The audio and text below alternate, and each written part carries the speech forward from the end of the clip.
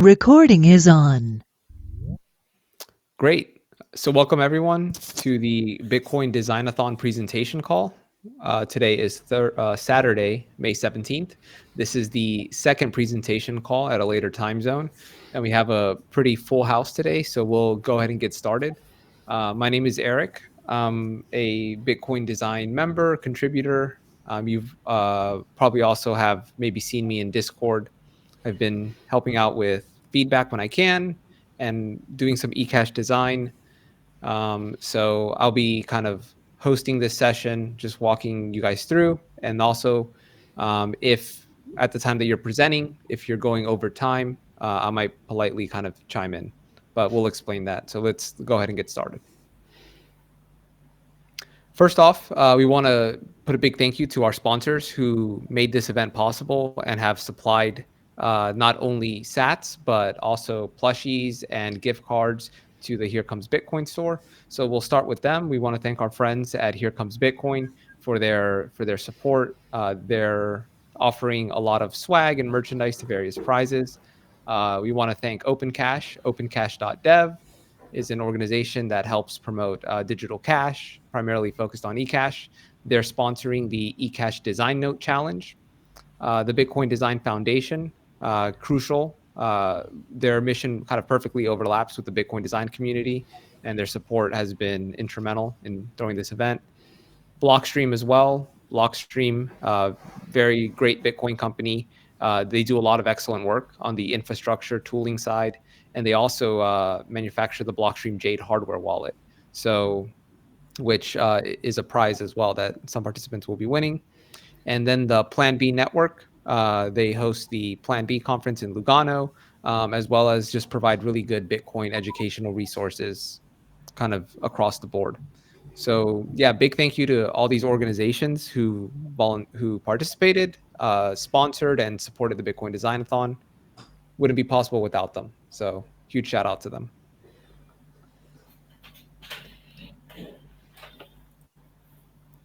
And I also want to shout out our lovely organizers and our lovely judges. So, but first we'll focus on the organizers. So Christoph, Mo, Jason, Paper Psych, thank you guys for your diligence in helping organize all this. It takes a lot of effort to organize a designathon. So anyone who participated in hosting calls, anyone who participated in giving feedback in the designathon Discord channel, appreciate you guys very much.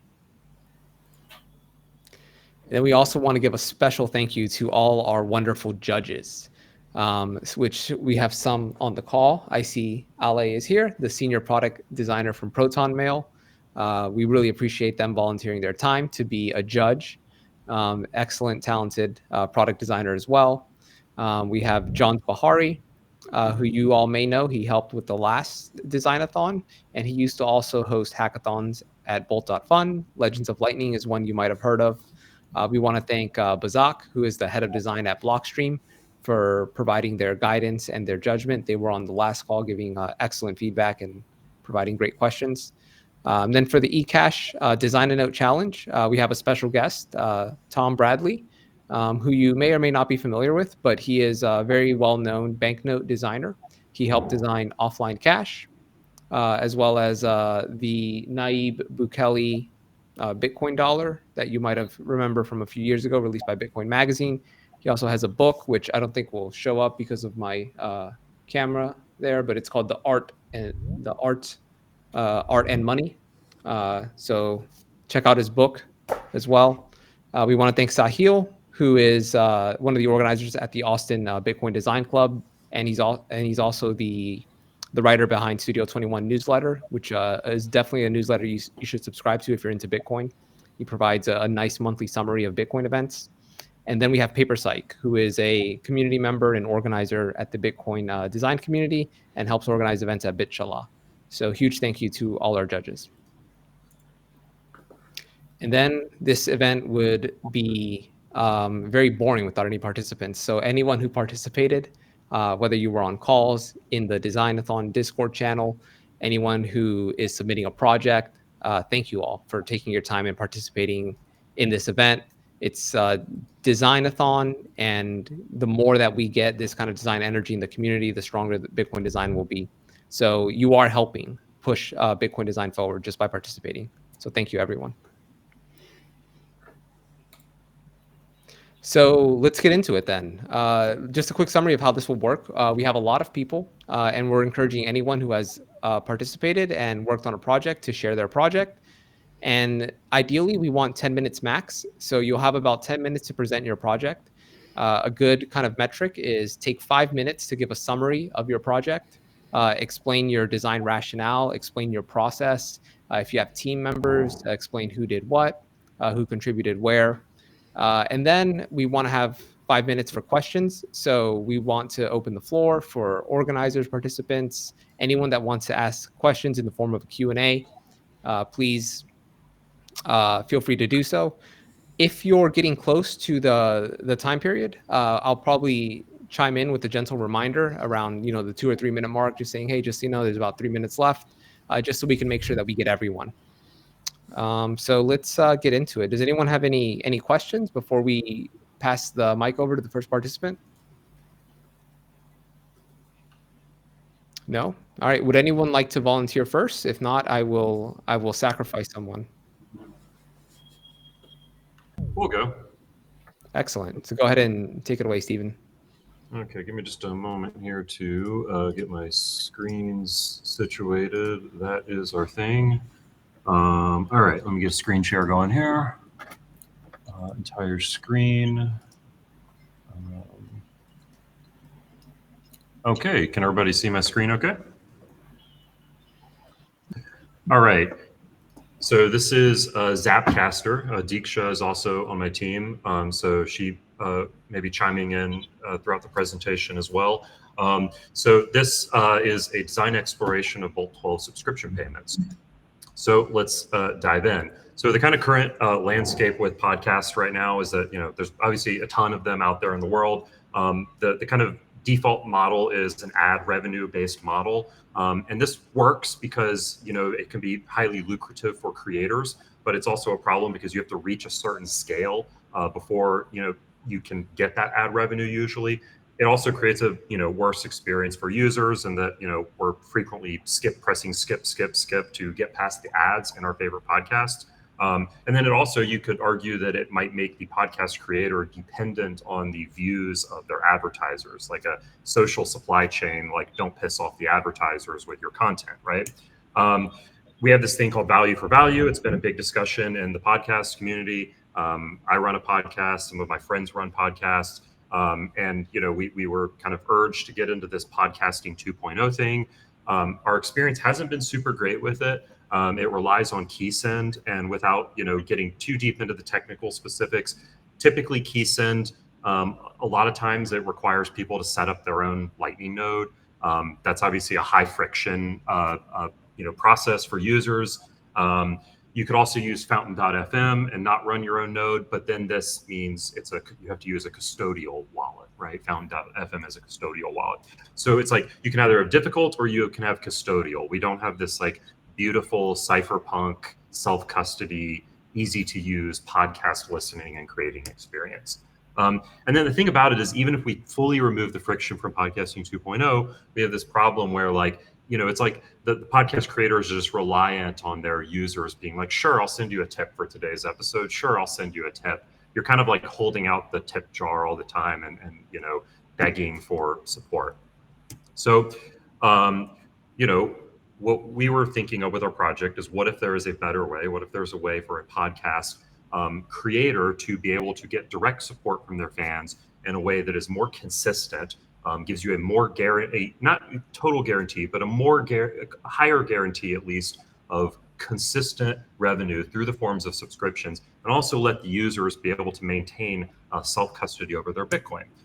So we made this design for a product called Zapcaster that uses Bolt 12 subscription payments for easy self-custody podcast support. So let's go ahead and dive into the prototype here. I've got that queued up here. So you download the app onto your phone. You can either choose to listen or you can choose to create. We'll start off from the creator's point of view. So I'm going to launch a podcast. I'm going to type in a name and a description, and then I'm going to continue. Then what I'm going to do is to get paid, I need to connect my wallet. So I'm going to choose to connect my wallet. We'll have some deep linking, like inter-app linking between common Lightning wallets here. I'm going to choose the Bitcoin Design Guide wallet here, and then that is going to open that app up. So it's going to transition me magically to that app on my phone. It's going to ask, do you want to share your payment info with this product? It like kind of like sends some kind of request to the app. And so it tells me the name, what it wants, and the reason.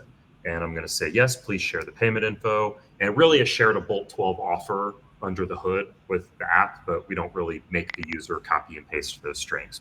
Okay, so now I'm going to launch my show, and boom, my new podcast, The Rebel Filmmaker, is live, and I can upload my first episode. So now we're going to zip back to the beginning. We're going to go to the listener's point of view. So I downloaded this app. I want to listen to podcasts. I'm at the home screen today looking at all the different hot podcasts. Oh, this one looks cool, Rebel Filmmaker. Let me listen to that one. Okay, so I can listen to this one by supporting them with a 1,000 sats per week subscription payment. I can choose some other tiers if I want to, but I'll just choose the weekly one. I'll choose subscribe. And they have prepared a unique Bolt 12 offer subscription for me to use. And if I'm kind of a Bitcoin Power user, I can copy paste this into my wallet directly, or I can just try and hit Open Wallet. And again, we'll use some like deep linking to invoke one of the user's Lightning wallets. So it pulls up the Bitcoin Design Guide wallet, says, hey, do you want to subscribe to the service? They're requesting 1,000 sats per week. So we're good to go there. So I'll make the first payment, it'll send it, and we are now subscribed. And then when I go back here, I can have access to this podcast, I can listen to it, all that good stuff. Oh, this is funny thing. Diksha, when we removed that footer like 10 minutes before the call, it actually broke the link to the next thing in the prototype. That's okay, we're doing it live. We'll just get into it from this way.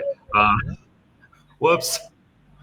So let's go and edit our plan too. This is kind of some interesting areas where we've kind of exposed some like tricky things with Bolt 12 subscriptions. There's definitely going to need to be some like out of band communication that happens to make this work, because the current subscription spec is a little lean. But I'm back in my app here. Let's say I really like this podcast. I want to go ahead and commit to supporting them for a year.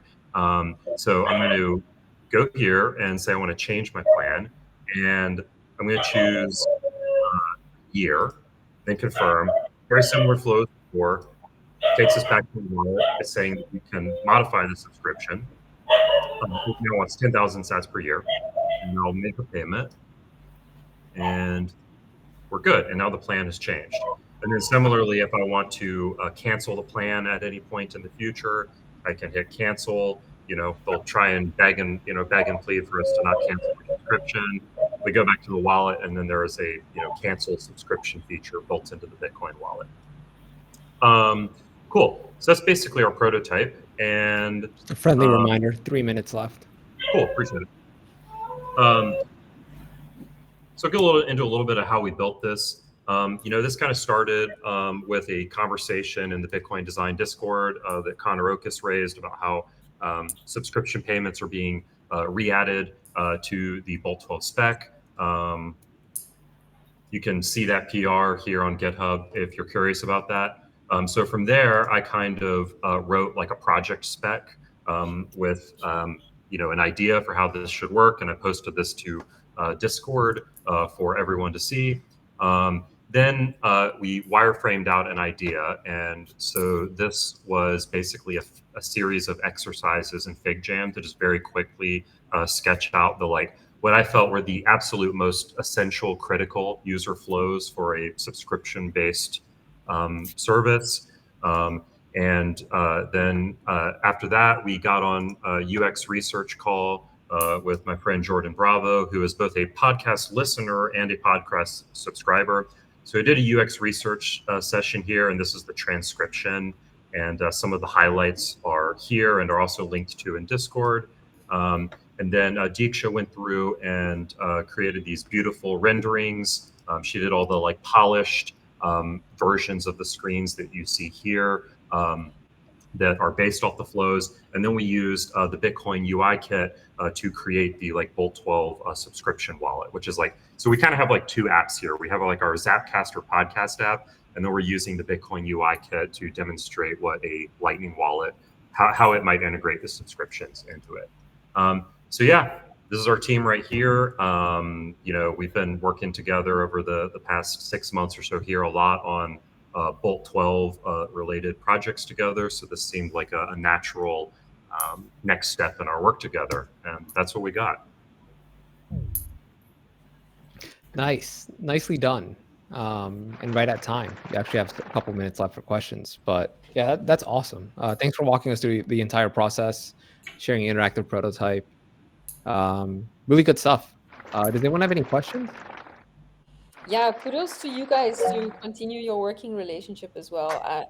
Seeing the low fidelity prototype design and then seeing this, it's just amazing to see how everything came together. So super nice to see. Ali would like to ask a question. No, sorry, I wanted to just clap. Yeah, I always hit the raise hand button too. I've had on my like to-do list for like 2 years to create a redesigned video interface that doesn't have that problem. That'd be a good PR for Jitsi. Yeah, I know. Google Meet as well. Cool. Anybody else have any questions?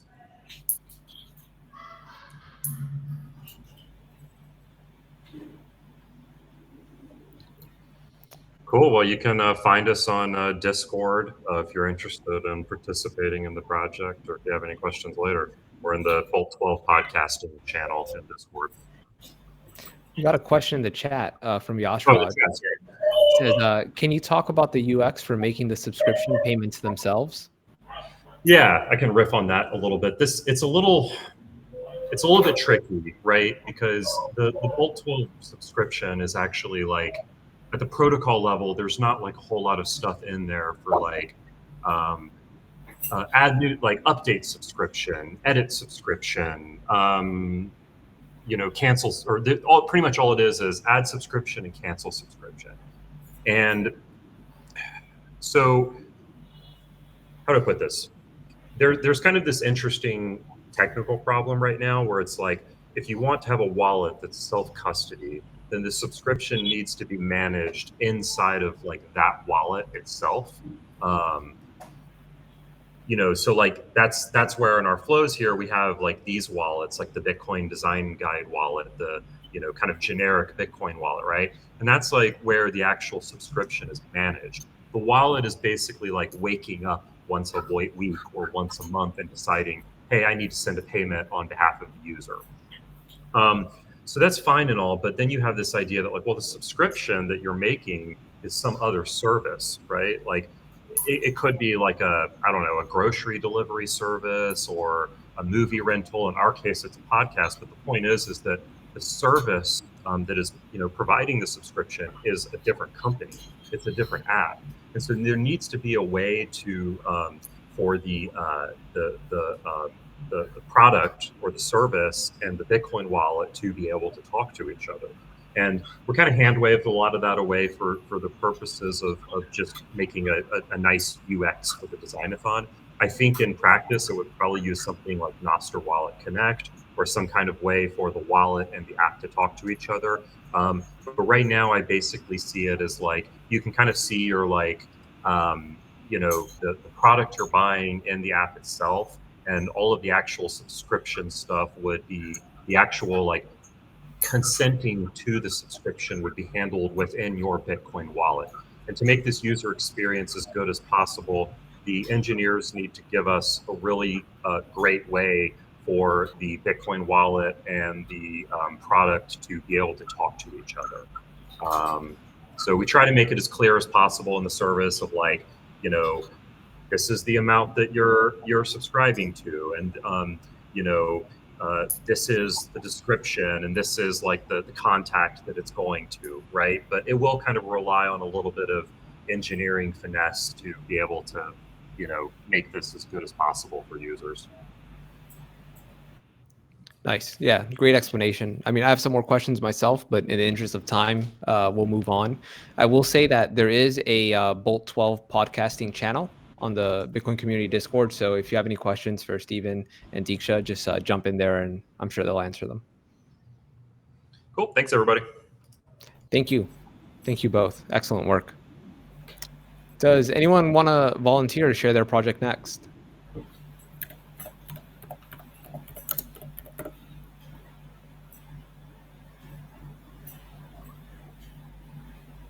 Going once, going twice, going 3 times. What about Design R, Team BitSafe? Do you have anything that you'd like to share? Yes, definitely. Hey, everyone, let me share my screen here. Which one?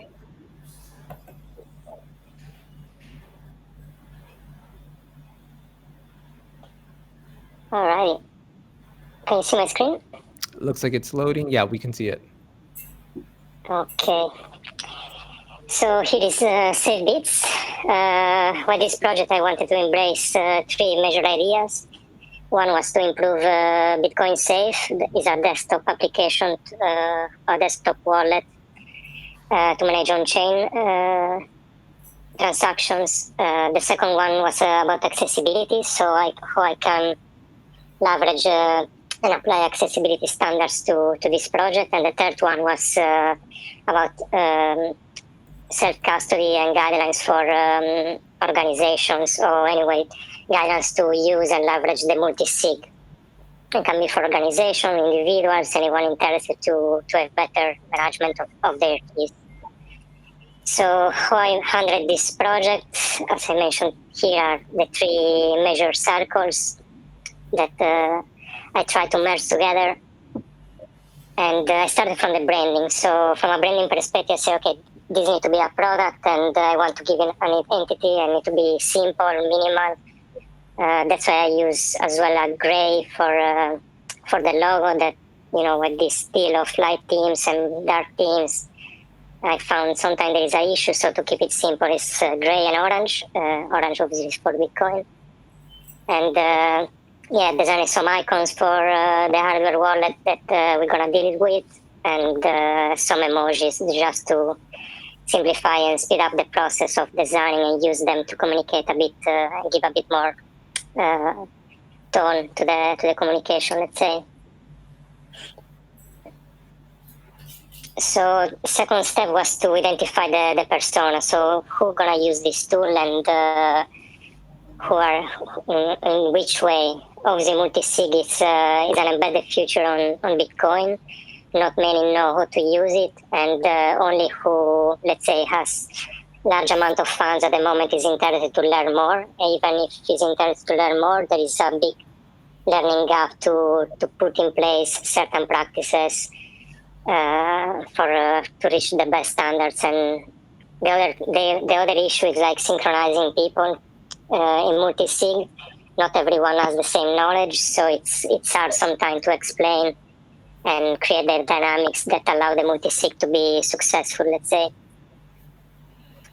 And so the project itself is, okay, I asked the question is how I can basically help people to learn more about multi-sig itself and have better self-custody practices.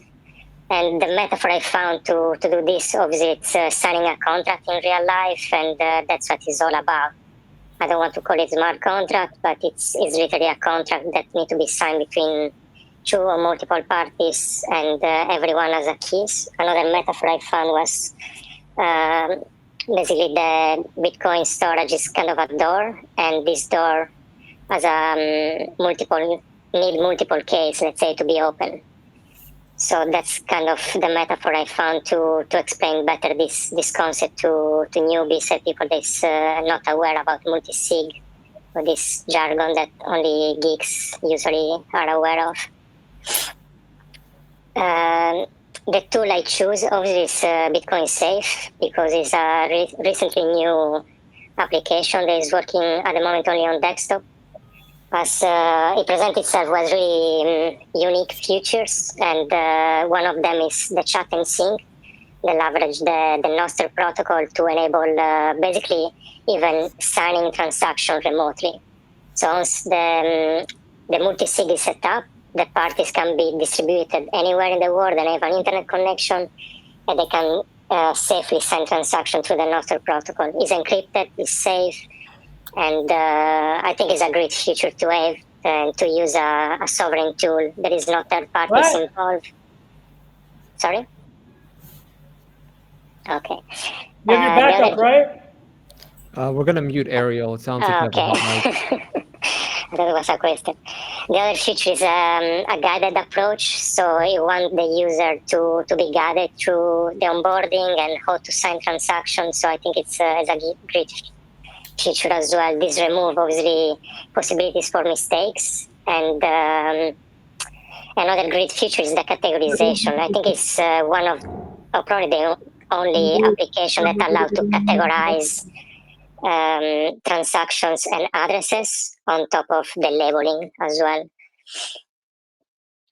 So I've been doing obviously some work to improve the experience. It's a pretty native application. It's using standard modules with Qt framework. There is a framework for Python to build desktop applications, probably not only.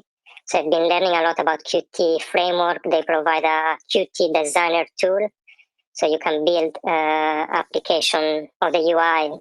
It could be easily a replacement for Figma, let's say, but it's specifically to deliver UI for the Qt framework. In this case, I cannot show the current screens, but basically the approach was to remove information and remove images, remove text that was just creating noise in the screen. And the second approach was to change the language of how the application presents itself to the user. So the first screen before was just buy an hardware, but I assume that the user, if he's using this application, he has already an hardware wallet. So the question switched to just connect hardware wallet, allow the user to, the application should be recognizing which kind of hardware wallet is connected and present a customized screen depending on the wallet, in this case, call card. About 4 minutes left, just a reminder. Second approach was for the categories. This is the current approach, switched on 2 tabs. Was a bit no intuitive, so I switched it for a drop down, and the user can definitely change which category to send from in case KYC and don't mix up transactions. And same approach applied to the receive address, so I make more space for the table and to be seen. And again, switching between different categories and the ability to create a new address, just clicking a plus button. And here the interactions, basically for manage, merge a category or rename a category or create a new category. Next step was to actually check the accessibility this desktop application has. Has never been taken under consideration, so there is a lot of work that needs to be done, and not only about the accessibility itself, but also about the information architecture that is currently used. At the moment, tabs, nested tabs like matrioskas are the best solution the developer was able to use, and we are refactoring this to provide a better experience. And definitely accessibility gonna be considered. Accessibility inside is unfortunately the only tool I found to test desktop application provided by Microsoft, and it's a great tool anyway, really useful. And here the third project about how we reach and we make this basically accessible to anyone, not just to super funds or governments or people that has a large amount of Bitcoin. We want this to be free and open source and accessible to people that or anyone that is interested to learn and have better custody or self-custody of their funds.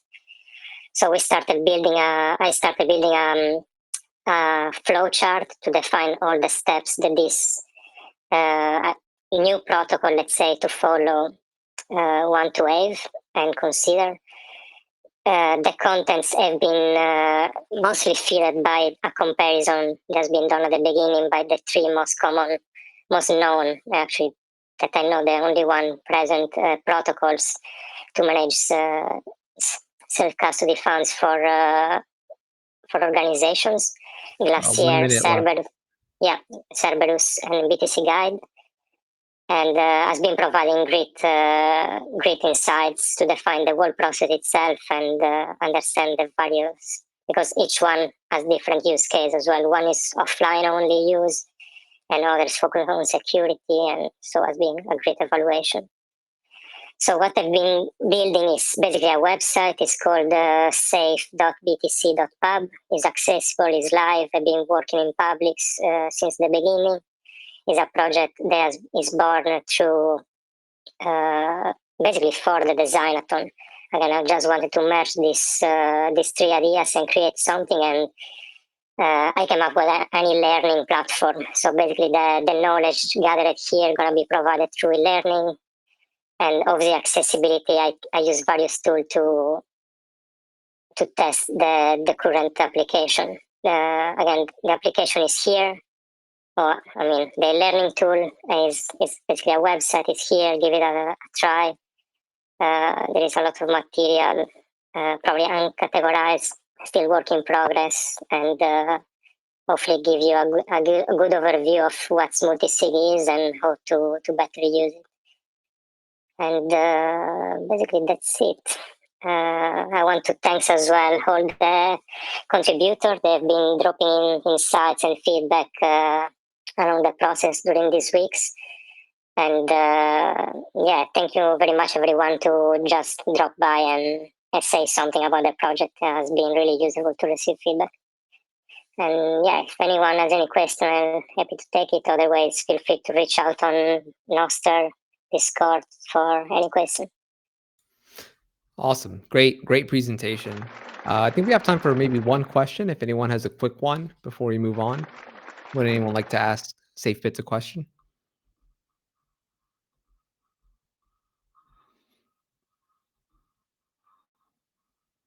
Going once, going twice, going 3 times. Well, yeah, thanks a lot, Designar. Really great stuff. And it's nice to see the accessibility focus as part of the design process. Sometimes, I know I'm guilty of this, sometimes that's an afterthought. So it's nice to see that you're doing that actively while you're developing. Yeah, it's useful as well. It helps a lot during the design process as well. Yeah, I think Jason has been instrumental in bringing that focus. So also thank you to Jason. Thank you very much, everyone. Great work, all. Thank you.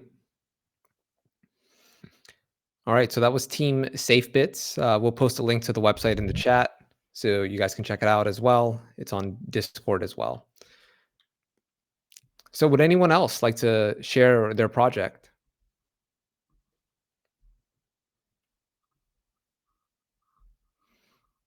Let's see, we have Toby, you were in the first call, but I don't believe you shared, right? I think Toby and Timmy were in the Zeus team together. Oh, sorry. Okay. Yeah, no worries. It was Umar. Umar didn't share. Yes. Did you have anything that you wanted to share, Umar?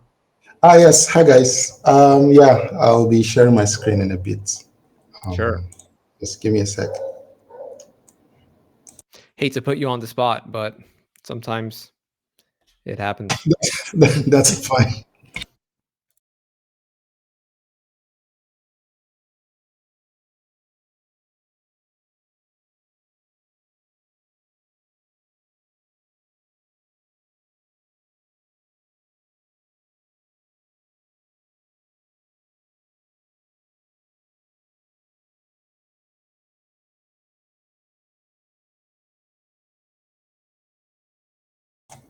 Can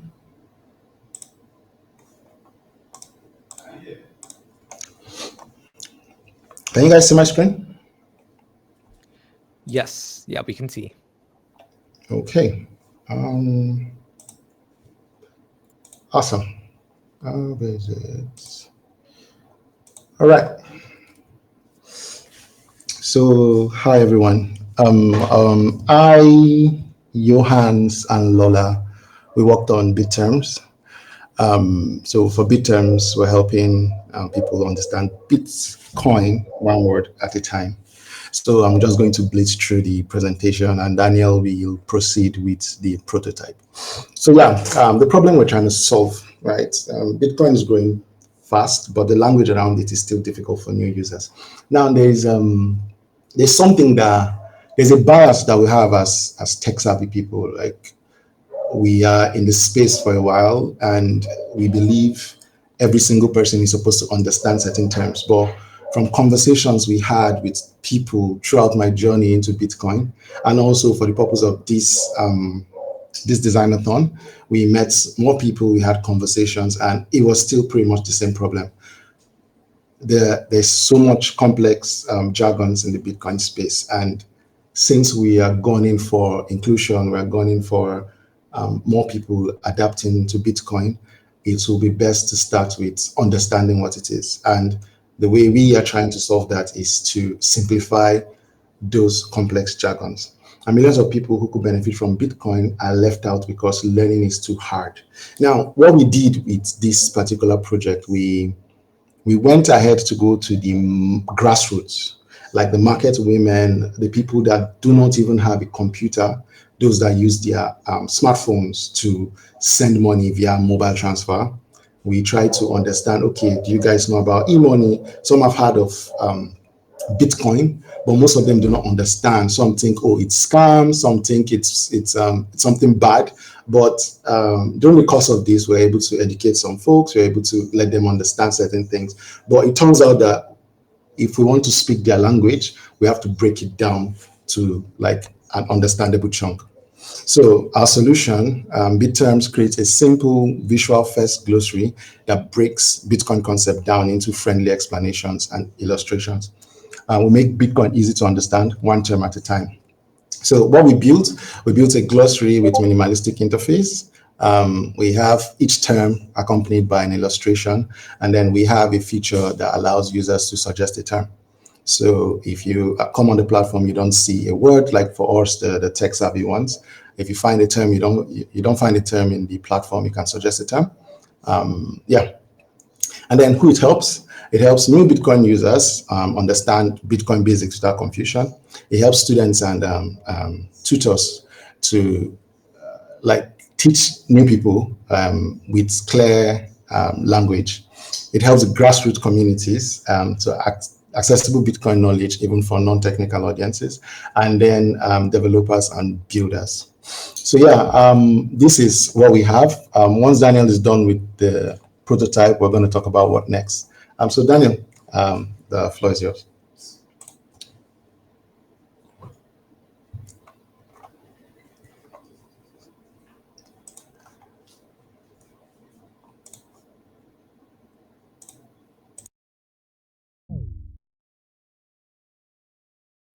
Sorry, I think there's a problem with Daniel's internet, so I'll just go ahead and present the prototype. Sure. All right.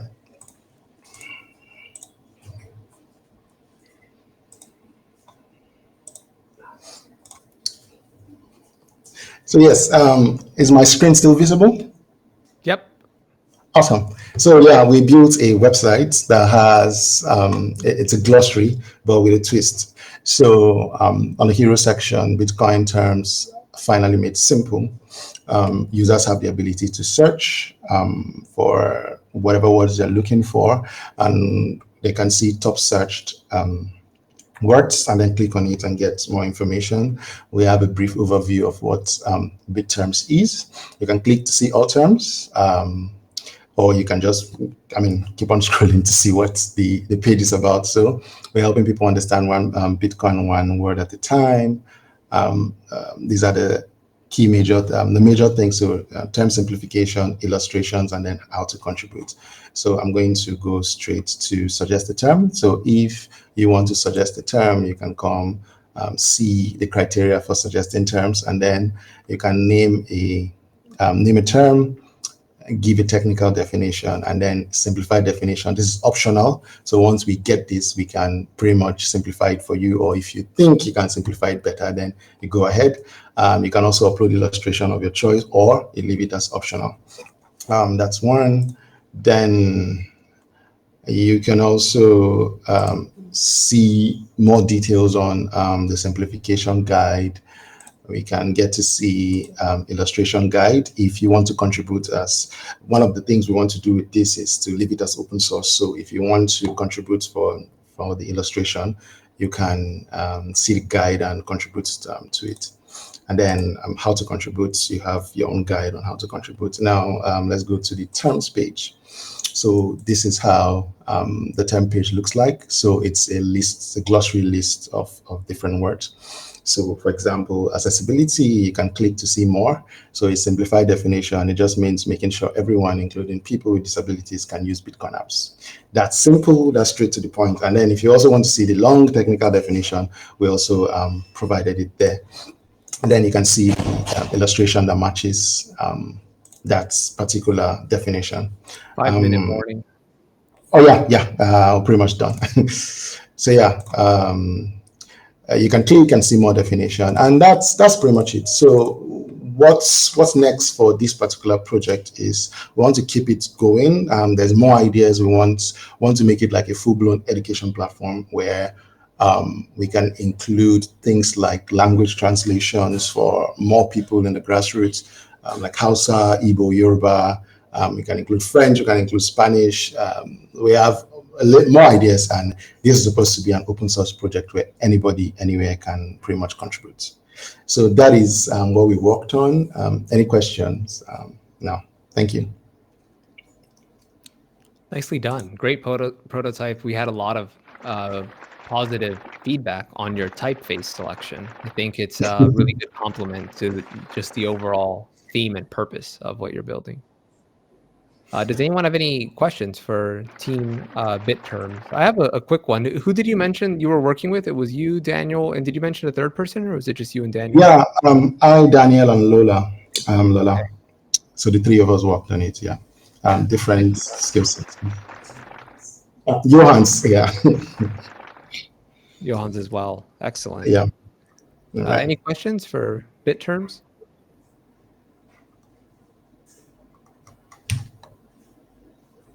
Going once. We have comment from Ariel. Was going to agree. Phenomenal typeface, full of character. Feels like a nice nod to the focus around language.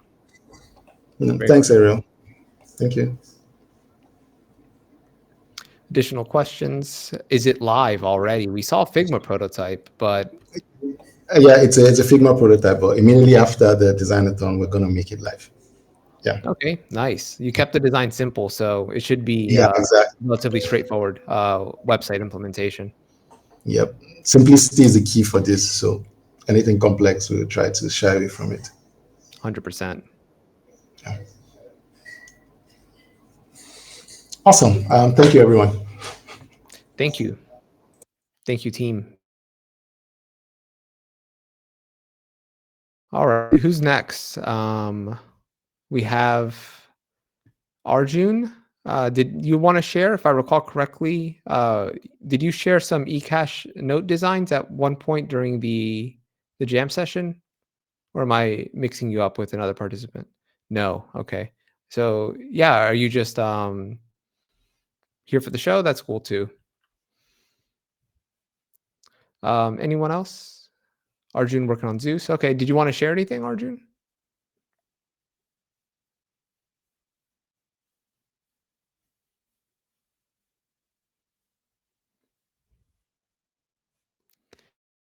If not, we'll open up to maybe next time. Next Designathon, which is not yet planned, but yeah, no worries. You're welcome to just submit. Someone says, can you hear? I think they can hear. Maybe just off mic for now. What about Margaret? Did you have any project you want to share, or are you just audience member checking out the presentations?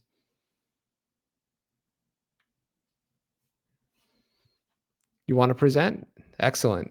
We welcome your presentation with open arms. So please. Oh, Margaret. Yeah, take it.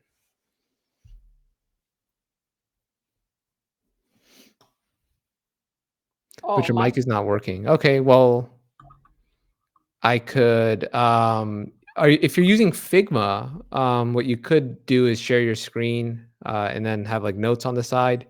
You could try leaving the call and joining again if it's a Jitsi bug, but those are some options. Margaret, leaving the call usually helps. Just Well, maybe she's muted right now. Maybe you could just try unmuting. Maybe I that's can the try problem. unmuting. Yeah, I can ask to unmute. Let me know if you got that request, Margaret. But we don't know if the mic is not working because of a hardware issue that they're aware of, or okay. So yeah, we'll wait for Margaret to rejoin. Yeah. In the meantime, it's been a great run this call. A lot of really cool projects. BitTerms, I'm kind of especially keen on. I think that's really needed. I know myself too often. I end up linking to when I'm trying to explain a concept. I'll end up linking to like a BitMEX article about op return or something like that, and I'm like, okay, well, this is where I'll go to learn about this, and yeah, it would be helpful to have a glossary. Margaret, welcome. You're still on mute. I can send an ask to unmute. Let me know if you got that request, or you could try unmuting yourself, see if that works. There's not a browser issue. Yeah, it's the leftmost button in the bottom toolbar.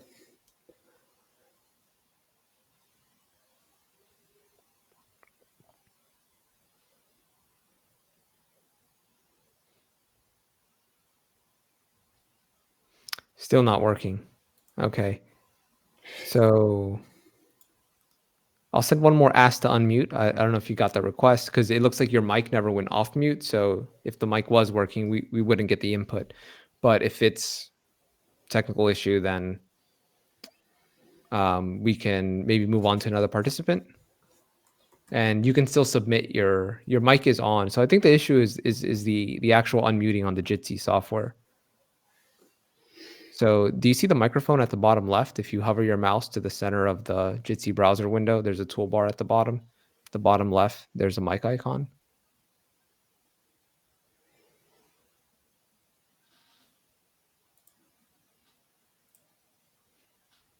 Yes. Okay, great. Try tapping that, and then the slash over the mic should disappear, and that should get your input onto Jitsi, your mic input. Yeah, Yashraj might, right. It could be maybe the wrong mic. So there's an arrow on top of the microphone. If you click that arrow and expand, there's some microphone selection options.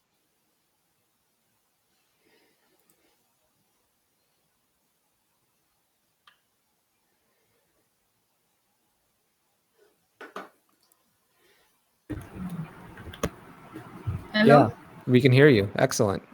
Oh, finally. Nice. Nice, we got it working. But yeah, Margaret, please let us know what you've been working on. Yeah, let me share my screen now. Sure.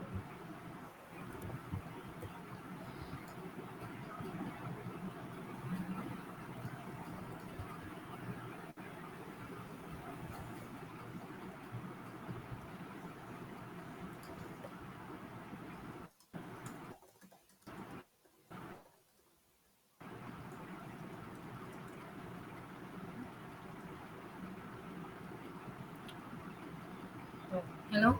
Can you hear me? Yes, we can see your screen and we him. can hear you. Alright. So I worked on BitAble, a platform for people with disabilities. So the agenda. So my project was inspired by Finney. So it made me ask myself these two questions.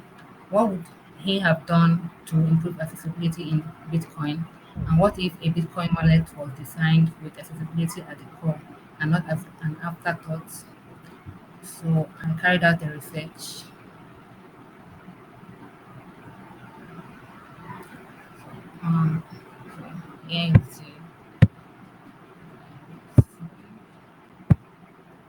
So here is the research objective to comprehensively explore and understand the unique challenges. So I conducted the research to understand the challenges that people with disabilities are facing. So before I carried out the research insights, I carried out competitive analysis to understand if other Bitcoin wallets have done something like that, like have considered accessibility at the core. But I found out that most of them are practicing half-baked accessibility. So here is research insights.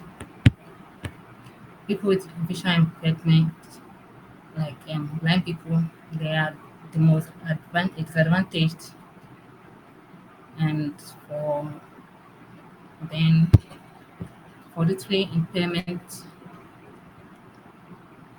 okay, let me just go. So this is the research The insights. research overview slide. I'm not sure if there's another slide that you mean to be sharing. Yeah. So this is the research. I carried out empathy map, user persona on journey mapping. Then I came up with the problem statements. People with disability, including visual, auditory, motor, and cognitive impairment, face barrier when using existing Bitcoin wallets. These barriers include unlabeled buttons, inaccessible recovery phase management, confusing interfaces, and poor compatibility with assistive technologies.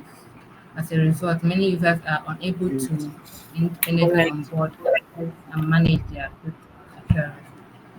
So I came out with this how might we question, how might we design an inclusive Bitcoin wallet interface that enable users with disability to securely and independently complete key tasks like onboarding, recovery phase entry, sending, receiving Bitcoin without relying on sites, found, precise motor control. So I carried out ideation. I came up with this. I focus on this area. Visual feedback, customizable font Hey, size for sorry, creative. Margaret. We still see the slide with this research overview. I know you've had I think a Figma or FigJam file or so with lots of research I'm coming to information. that. So Oh, okay, here's sorry. my Just want to make sure. so here's prototype. So this is the prototype.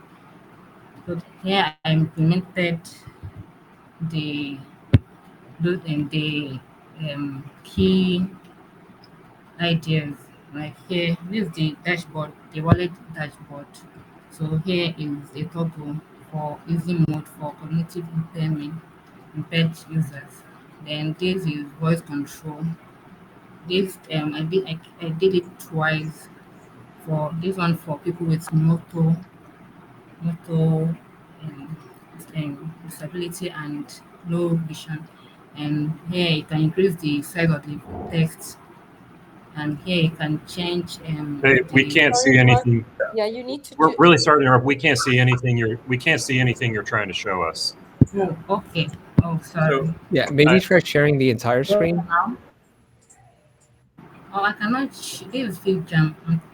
I'll share. So I just want to point out the key ideas, the solution I applied. So this is Margaret, accessibility test. it's still not working. If you just look at the It's not screen, working. yeah, I'll show you how to share. Let me just do a shared screen here. Oh, sorry about that. But if you click, Sorry. I'm coming.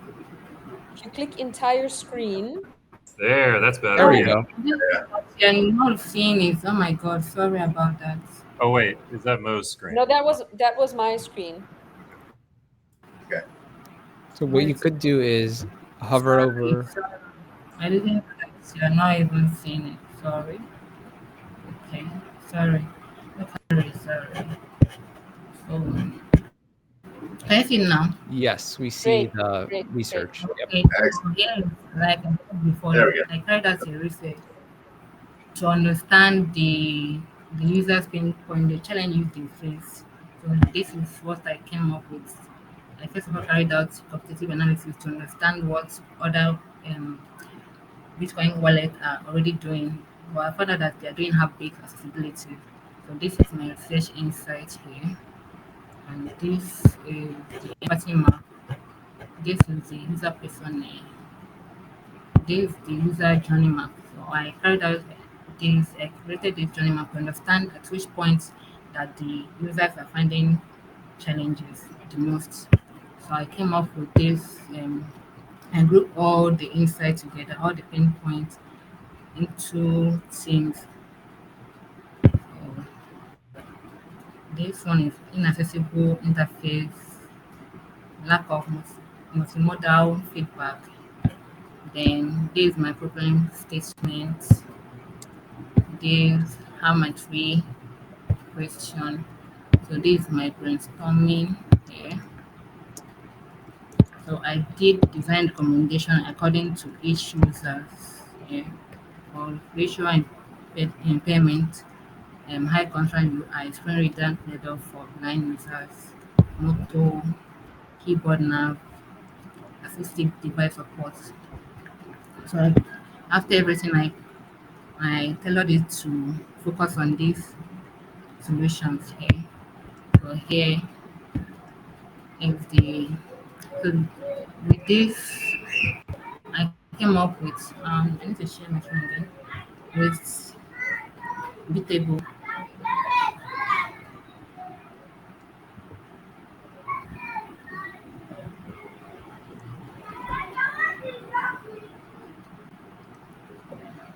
I came up with BitAble. So it's a Bitcoin wallet designed to be inclusive. It enables people with visual, motor, cognitive, and auditory impairment to securely and independently manage their Bitcoin.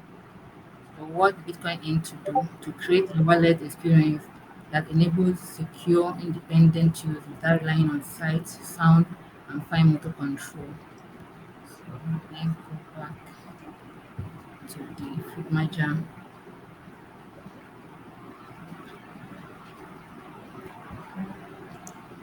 1 minute.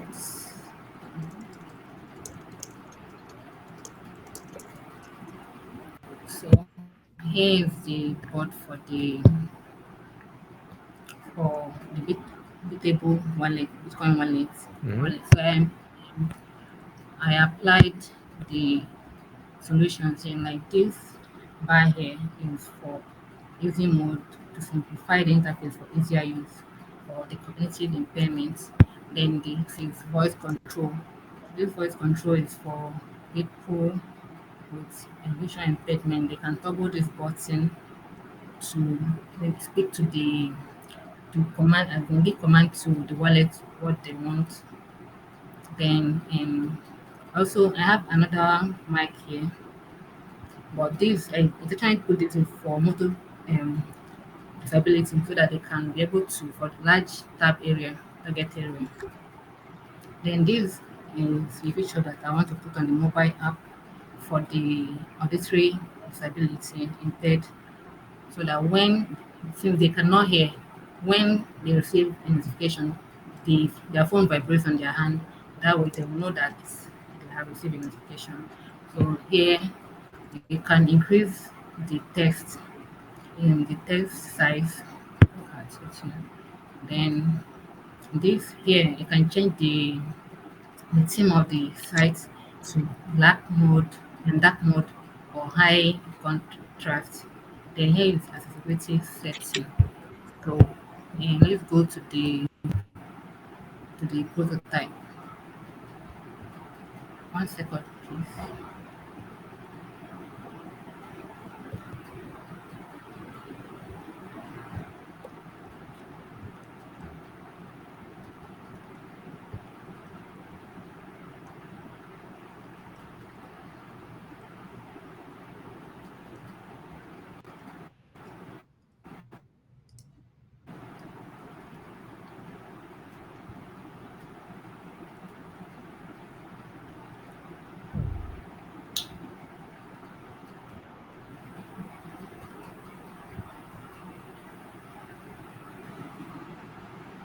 So this is the landing page.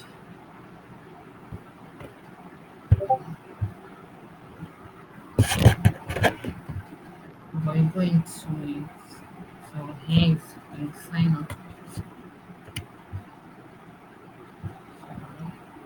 So this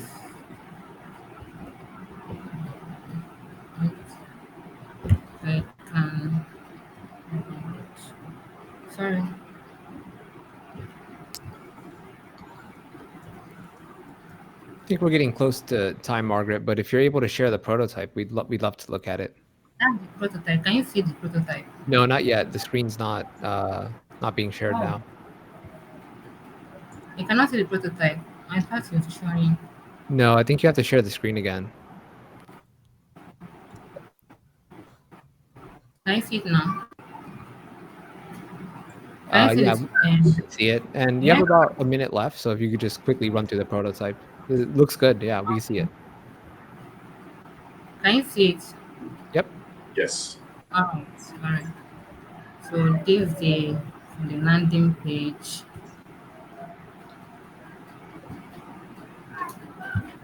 Sign up.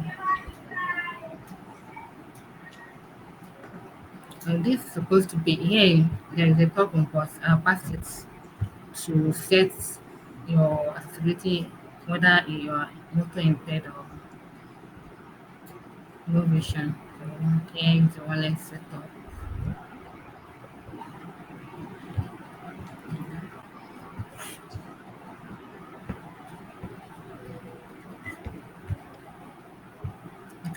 The user can read aloud the wallet can read aloud the recovery phase for the user. And this is the dashboard here. You can increase you can change the theme to dark mode or high contrast, and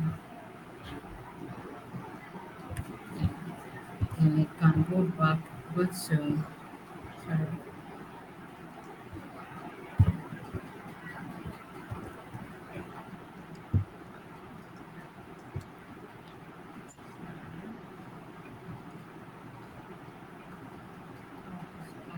Sorry. So this is the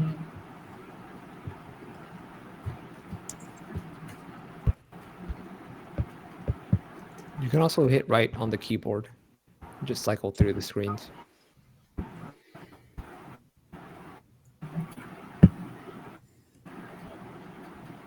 so here can accessibility setting. So here is the accessibility setting. User can set it based on their own disability, based for cognitive, motor, and here the person can still choose to toggle between and high contrast. So there you can resize their text. Like now it's already resized, and the buttons are bigger. And they can toggle any of the settings they want. Then language setting. Any terms that they didn't understand, they can come here. You can toggle this on and off. Check it out. So we are at time, Margaret, but I want to give you maybe 30 seconds if you want to just give some closing thoughts or maybe just share anything that you want to share. Yeah. All right. Let me go back to my slide. Actually, I have a quick question for you, Margaret. So I really appreciate all the design and research, the research that went into this design and the concept. And this is a great mock-up. But I was wondering, is this going to be something that you envision for desktop users or for mobile or web application? How do you think it's playing out? For desktop users. Desktop Yeah, users? choose it because screen readers are more compatible to desktop than on phone. Excellent. And have you thought about any of the ways that you might leverage the existing operating system accessibility settings to provide some of this content in an accessible manner? Yeah.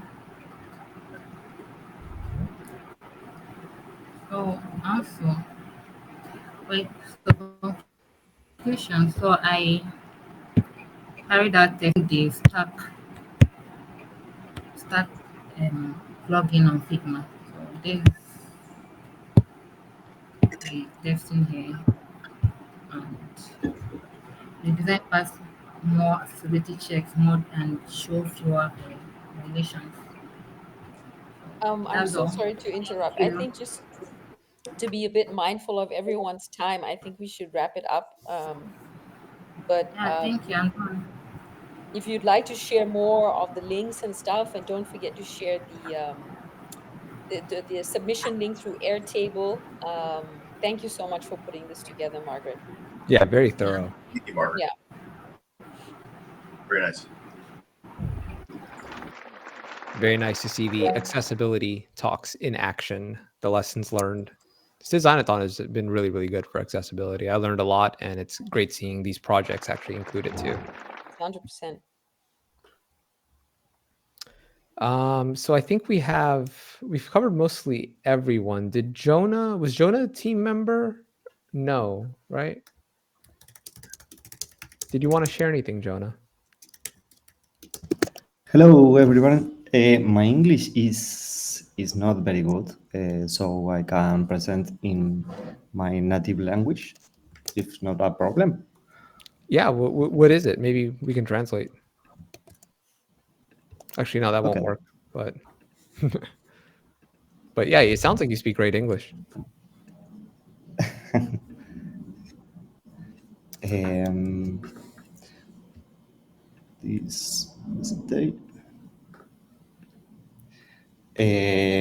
This is BitPass. Manage event, sell tickets, and get paid in Bitcoin. The faster and easy way to manage tickets while learning network and Nostr. The problem is traditional ticket platform charge high fees like Bitcoin support and request excessive personal information from users. Our solution is a ticket platform that combines the power of Lightning Network and Nostr, privacy and speed by default. This is an example for checkout, check-in, and ticket. The two ways to use BitPass. Self-hosted is free, is all open source, or cloud, with 2.1% per transaction. What's ready today? Event creation and configuration, Lightning ticket sales, and query and check-in system. Sorry. Target audience is for Bitcoin events, meetup, conference, and open source community. And the team Fair is a dev, and Jonah dev in design. Try BitPass now for Queer, or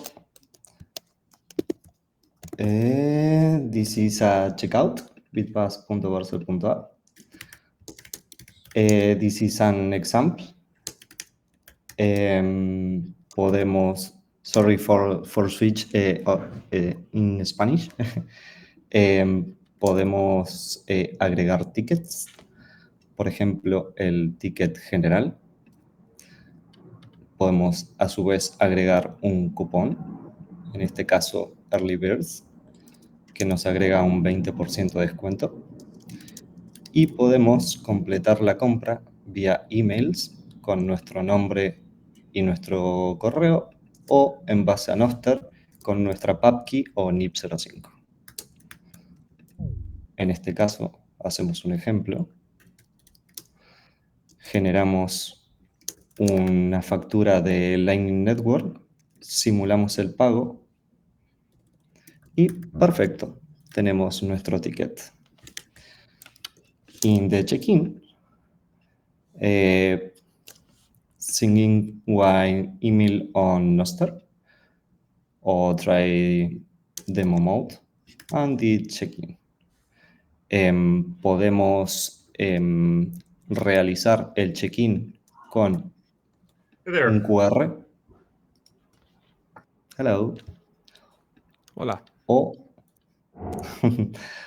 O con nuestro número de referencia. For example, and check-in. And the finish.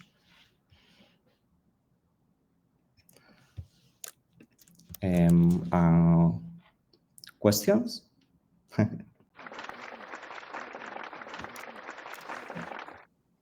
This is open, all open source for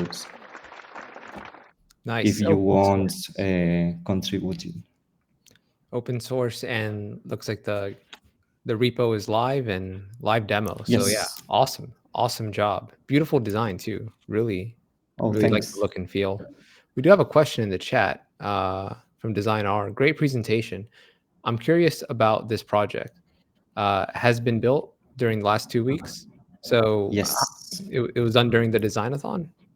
Yes, white Grok for data analysis, ChatGPT for generate document, toda la documentación técnica, and B0 for UI, for structure for UI. And, for example, también BitPass and the API nos genera todo también con B0. Vibe coding. Yep. So relied a lot on AI tools to vibe code both the UI and the backend, if I understand correctly. Yes. Yeah, very, very nicely done. Quite useful too, with the never-ending flood of Bitcoin conferences. Hay tanta conferencias, so hay muchas personas que lo pueden usar. There's a lot of conferences, so I think a lot of people can use this. Sí. Este proyecto lo empezamos porque nosotros desde la cripta hacemos muchos eventos y no tenemos una plataforma que se adapte justo a nuestras necesidades. Entonces fue un buen momento para realizarla. Yeah, so apparently their organization, La Crypta, has a lot of these types of Bitcoin events, and they realized there wasn't a platform that was Bitcoin native for ticketing, so they decided to build it. Yep. Any other questions from the audience? We still have a couple minutes for, even though we're over, if anyone has any quick questions. Yeah, I'm curious, since this is all vibe coded pretty much, does it actually work under the hood? Can the vibe coding tools actually make it work, or is it more like a nice prototype? Did you get that, or do you want me to translate? Sorry? Christoph estaba pensando que como lo hiciste con el vibe coding, si todo sirve de verdad, o hay algunas partes que son como hard coded o algo así. Este ejemplo es simplemente mockup, pero si ustedes desean actualmente crear una página para eventos, pueden realizar un fork del proyecto y ya estaría funcionando. Estamos haciendo arreglos en la API, pero debería funcionar bien. So he says this example is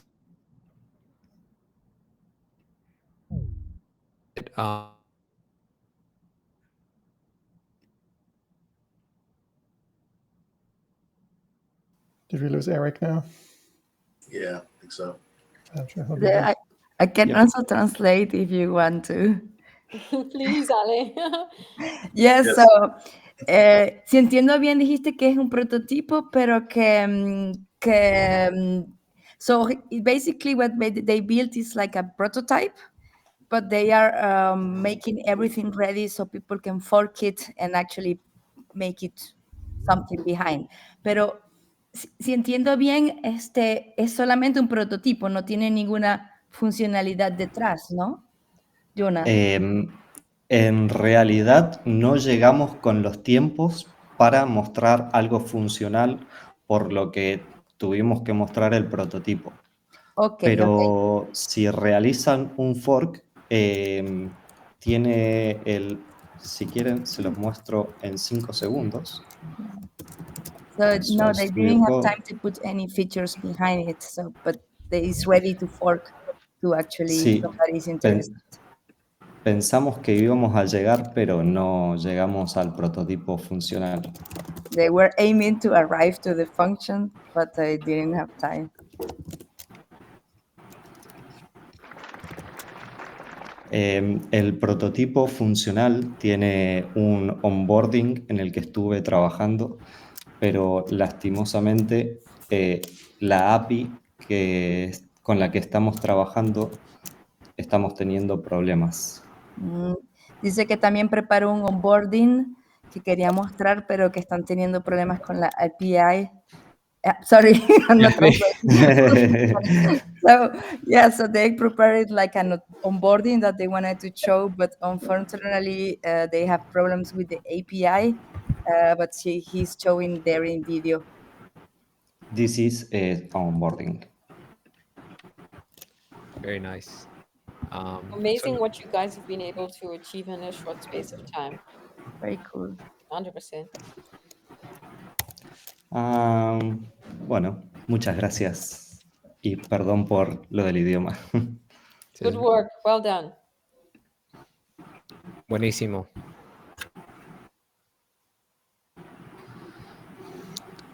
Awesome. So looking at the participant list, I think we covered everyone, and we're only 20 minutes over, which I don't think is horrible considering all the quality of the presentations. So to wrap it up, thank you all for participating. Thank everyone for sharing their projects. If you didn't get a chance to kind of finalize your project, there is still time. You have till midnight UTC to submit your project. I just dropped the Airtable link there in the chat. One kind reminder is it really helps the judges. If you were to record just a quick video, you can use QuickTime or whatever you use just to record and then have a voiceover explaining your project and submit that. That's super helpful. Encouraged, but not required. And yeah, thank you again, everyone, for participating. This is the second annual Designathon, and we hope to do as many of these as possible because Bitcoin needs every single one of you who are designing and thinking about the design first in such a engineering heavy space. Christoph, Jason, Mo, Ale, or anyone else, do you guys want to add anything before we wrap it up? I would say it's really great to see all the accessibility efforts out there. Some great products coming out. They're going to be very accessible, looks like. So very happy to see that moving forward. Yeah, I appreciate all of you and thank you so much for all the work you put in. Hope you learned something. Hope you see some of those projects continue and see you around in the design community as well. And we also have the call coming up on Wednesday then, where you can just, again, celebrate all the work that everyone put in here. Thank you so much. And a big thank you to Eric for doing an amazing job of hosting the call. Yes, thank you, Eric. Nicely done. Thanks, everyone. All right. Yeah. Yeah. So tune in Wednesday for prize announcements, Wednesday, 7 p.m. UTC. Yeah, and get your prizes. And yeah, we'll celebrate. Let's go. Submit on time. Use the Airtable link, please. You have tonight until 00 UTC. If it's not submitted via the Airtable link, it never happened, okay? Airtable link only. All right. Bye, guys. Thanks, everyone. Bye. Thanks Bye. all. Great work.